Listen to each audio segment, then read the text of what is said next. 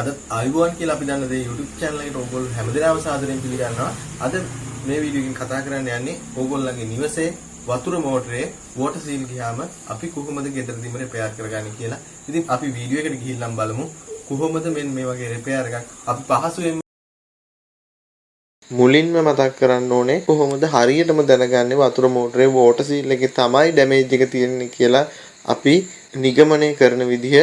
ඉතින් මෙතනදී ඕගොල්ලන්ගේ වතුර මෝටරය නිරන්තරයෙන්ම හුලන් නැදීමට ලක් වෙනවා නම් හා වතුර මෝටරය අසලින් ජලය කාන්දු වෙනවා නම් අපිට කෙලින්ම නිගමනය කිරීමේ හැකියාව තියෙනවා මෙන්න මේ වතුර මෝටරේ වෝටර් සීල් එකේ ප්‍රශ්නයක් නිසා තමයි මෙන්න මේ හුලන් නැදීම සිද්ධ වෙන්නේ කියලා.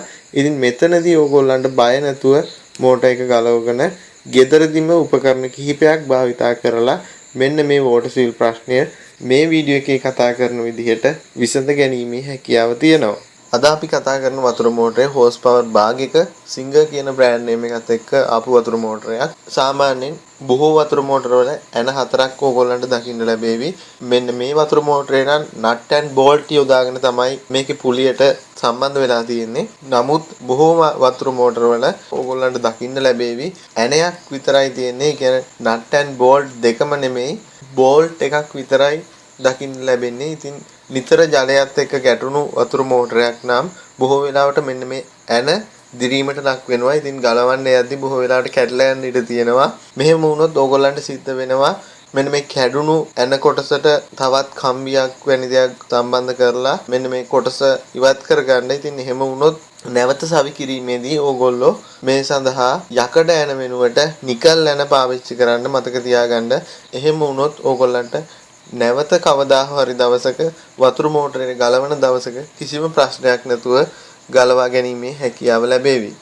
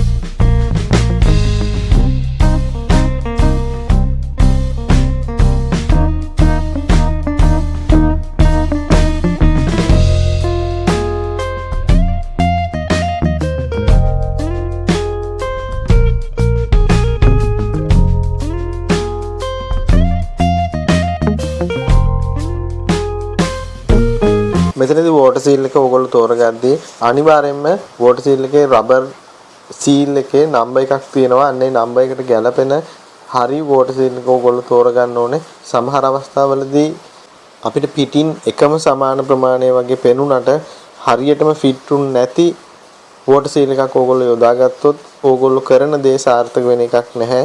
ඉතින් අනිවාර්යෙන් හරියටම ගැලපෙන වෝටර් සීල් එක ඕගොල්ලෝ තෝරගන්න ඕන. මෙතනදී මෙන්න මේ වැඩේ හරියටම සාර්ථක වෙන්න නම්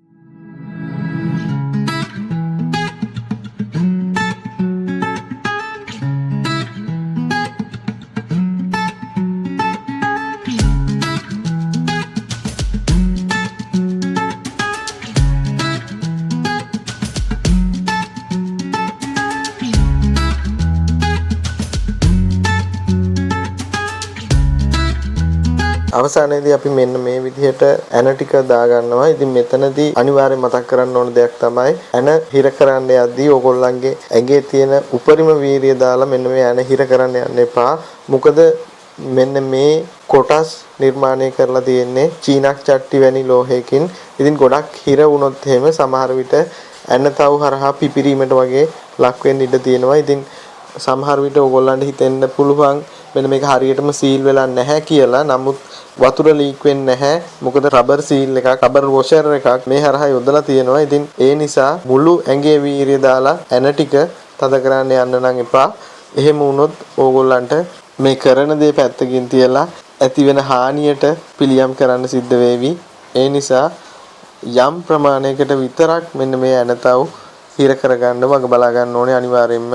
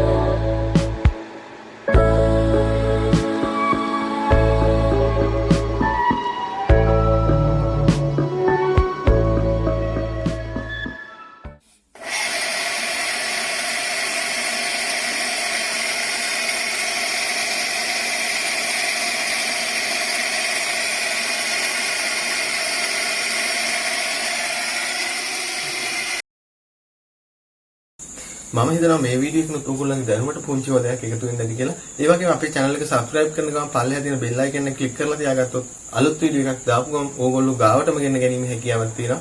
තවත් නොදන්න යාළුවන්ට දැනගන්න මේ වීඩියෝ share කරන්න අමතක කරන්නත් එපා. ඕගොල්ලන්ගේ ප්‍රශ්න අනිවාර්යයෙන්ම comment section එකෙන් දාන්න. යලිත් මෙවැනි වීඩියෝ එකකින් හමු